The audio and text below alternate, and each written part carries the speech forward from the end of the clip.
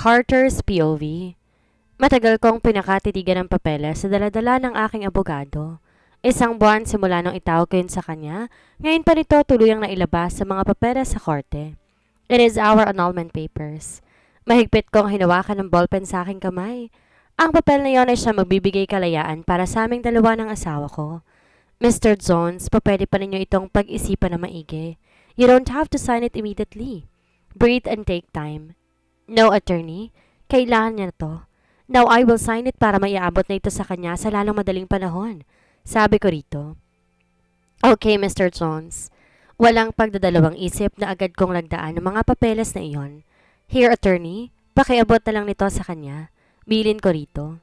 Tumango naman ito. Maya-maya may kumatok sa likod ng pinto ng aking opisina. It was my cousin, Drake. Is that all? Mr. Jones, or may papasabi ka pa sa kanya? My lawyer asked me. Binalik ko rito ang aking paningin. Nothing. Just simply hand this to her for her signature. Tumango na naman ito. Okay.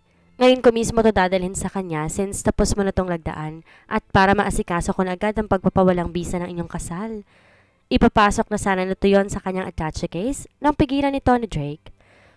Wait, attorney! Tinitigan nito ang papel na yon at saka iyon binasa. Maya-may napapailing itong binitawan ng braso ng aking abogado. Pardon, attorney. It's okay, Mr. Morales. Tumayo ito at lumingon sa akin. So I am going now, Mr. Jones. I will just update you on the whole process. Pagkalabas si Attorney Robert, naupo naman agad si Drake. I ignored him and I just continued my paperwork. What do you need, Drake? Tanong ko habang konsentrasyon ko ay nasa binabasa.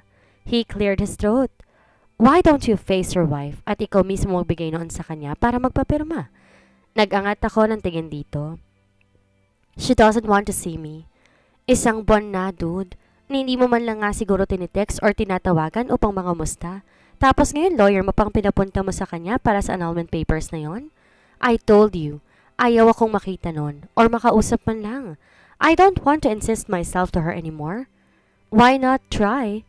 Sa huling pagkakataon, bakit di mo gawin na makipag-usap sa kanya? Set aside your pride dahil kapag yan ang pinairal mo, walang mangyayari. Ako ang naaawa sa sitwasyon ni Olivia. Oh really? Sa kanya ka talaga kumakampi? Oo naman. Di ba mas mali naman ang pinapakita mo? Sabihin na natin ayaw kanyang makita pero isang buwan na nakakalipas, Carter. Sa tingin mo sa isang buwan na yun, ay nakabangon na siya? I think no.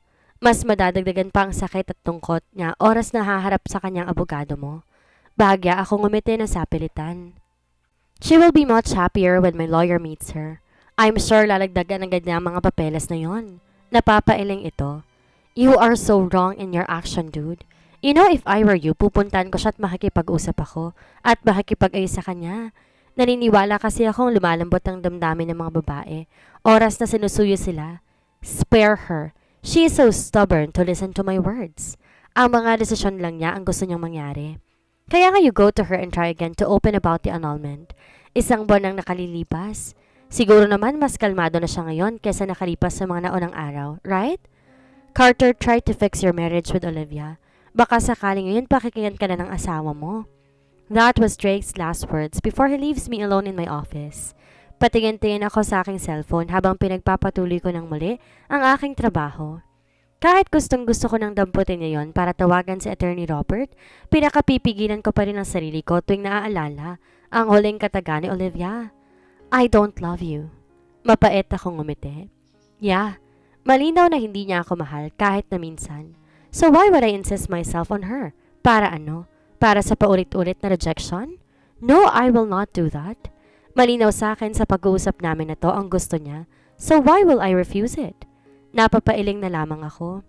Binibigay ko lang sa kanya ang gusto niya. Kahit pa, labag na labag sa akin ang pagbigyan siya. I love her pero hindi ibig sabihin nun ikukulong ko na siya sa isang pagsasama. Nasa simula pa lang ay inaayawan na niya. Olivia's POV. Nasa isang kainan kami kasama ng aming mga kaibigan. It was my first time leaving the house. Isang buwan din akong di lumalabas ng bahay. Ang buhay ko umiikot lang sa 3 cycle. Matulog, kumain at mag-garden. Sa pagtatanim at pagbabasa ko, ibinubuhos ang oras ko upang hindi ko balik-balikan ang trahedyang naganap sa buhay ko. Lalo nang patuloy na iyakan ang nawala kong anak. Ano nang gagawin mo ngayon? Sa bahay niyo na lang ba talaga iikot ang buhay mo?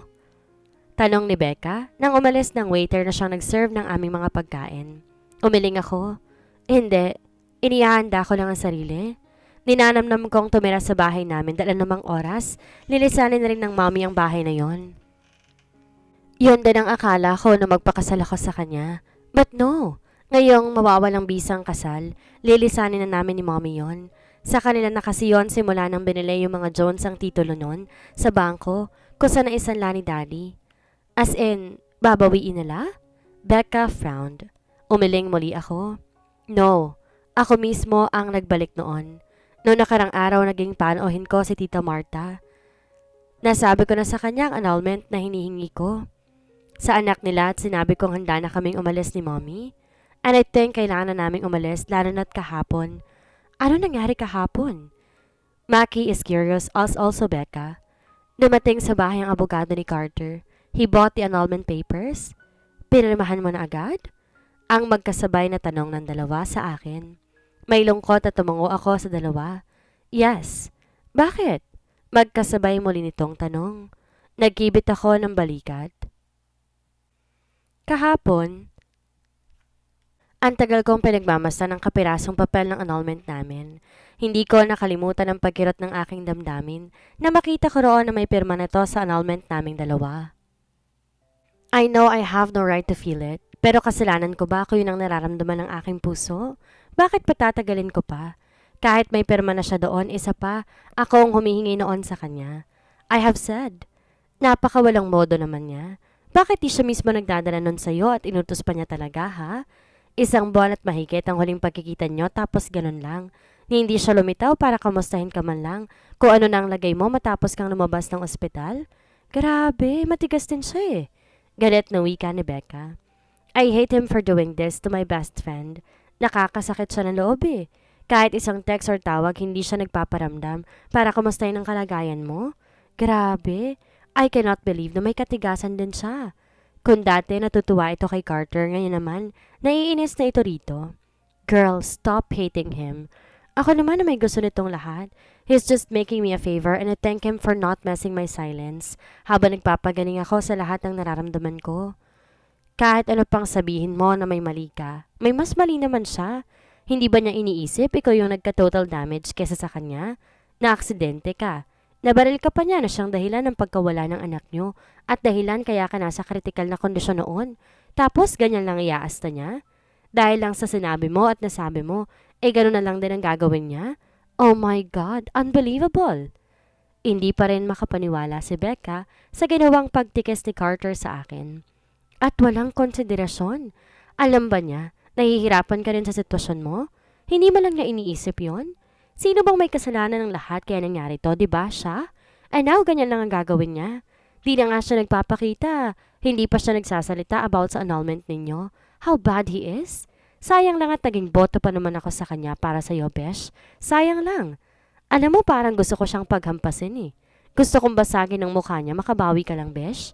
Mas mataas pang pride niya kaysa sa'yo eh. Huminga ako ng malalim. Stop it, please. Pero nakakainis kasi ang pinapakita niya. Becca, true at... I said stop it. Hindi ko napigilan ang pag-alsa ng boses ko.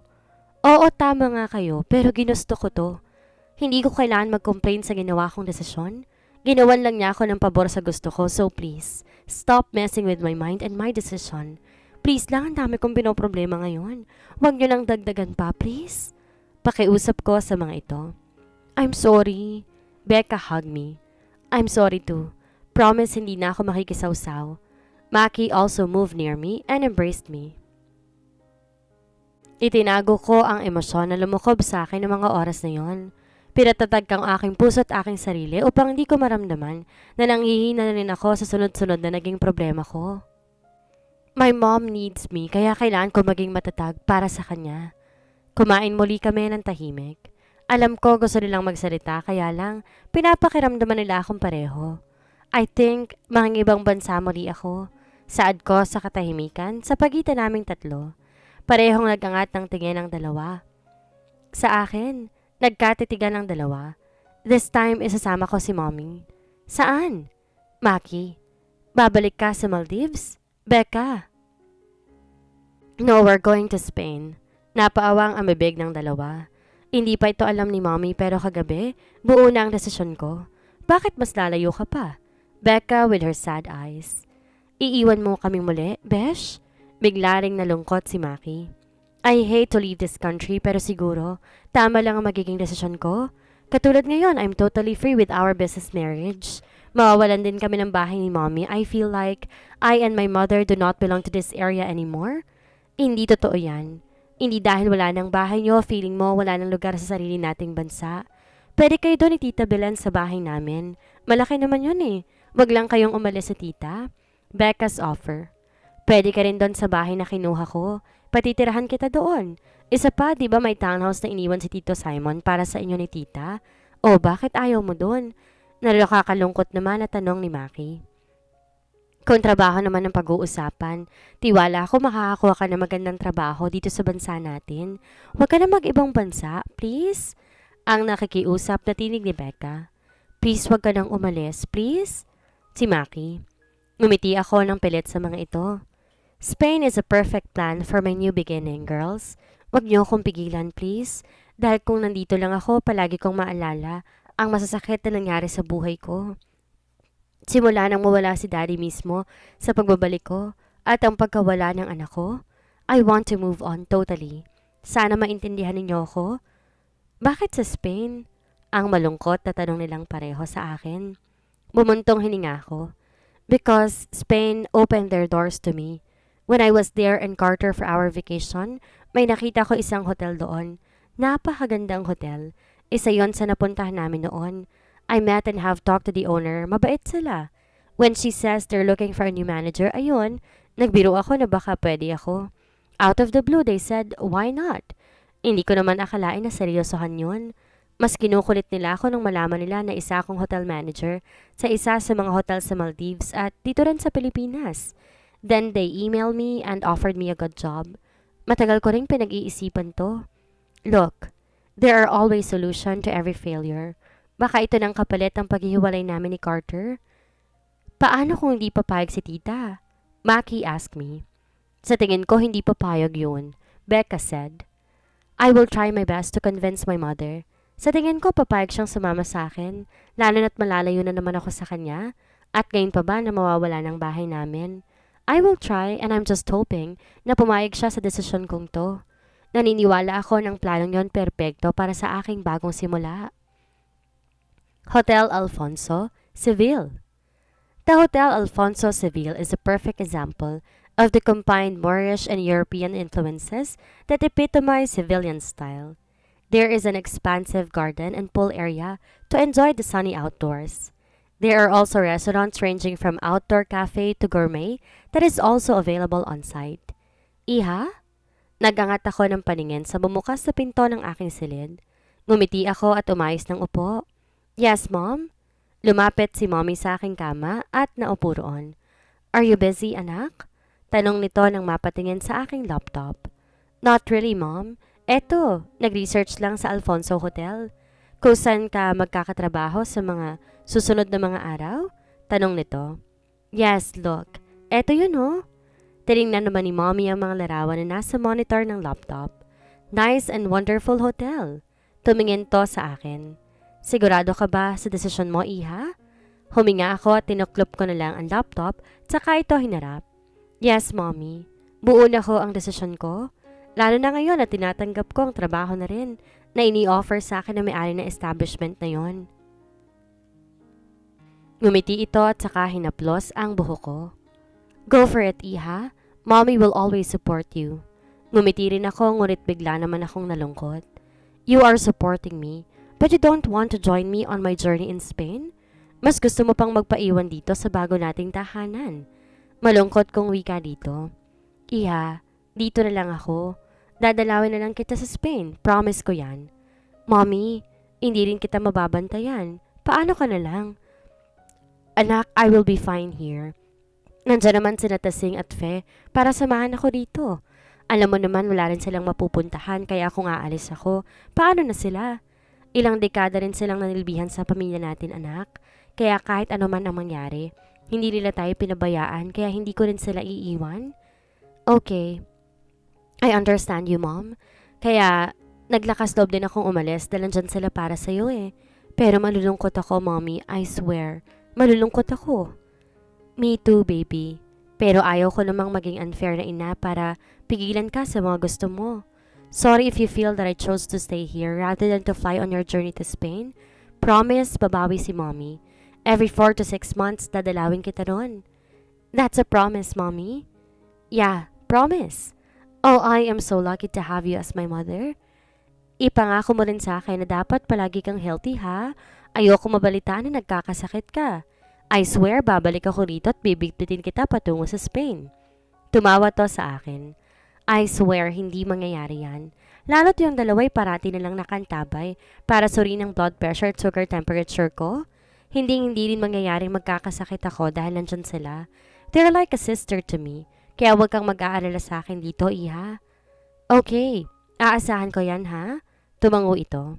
Sa makalawa na ang alis mo, so can I join you here in your bed? Gusto ko lang mayakap ng ilang gabi ang baby girl ko sa kanyang pagtulog bago man lang to umalis. Yumakap ako na mahigpit dito. Of course, you can join me here, Mom. Like you, gusto ko rin sulitin ng mga araw at pagkakataon na magkasama tayo. Masigla itong ngumiti. Ang layo ng mararating mo, anak. Noon, sa Maldives ka lang manager ng isa sa hotel doon. Ngayon naman, Espanya na. I and your dad will be so proud of you. Thanks, Mom. Ito talaga ang namimiss ko, Mom eh. Ang mga masisigla mong ngiti. She smiles widely at me. You always take care of yourself in that country, okay? Para hindi mag-alala si Mommy sa'yo. For you, Mom, I will always take care of myself. Umayos ng upo si Mommy. Humarap sa akin na seryosong mukha. This will be the last time I will ask you about him, Iha. Are you fine now? Bigla ako naging seryoso. Tumango ako ng bahagya kahit parang kinakabahan ako sa tinatanong pa nito sa akin. Yes, I am fine right now, Mom. Wala na ba ang puot mo sa kanya? Pangalawang tanong nito. Napanunok ako. Even she not mentioned his name, alam ko na ang sinong tinutukoy niya.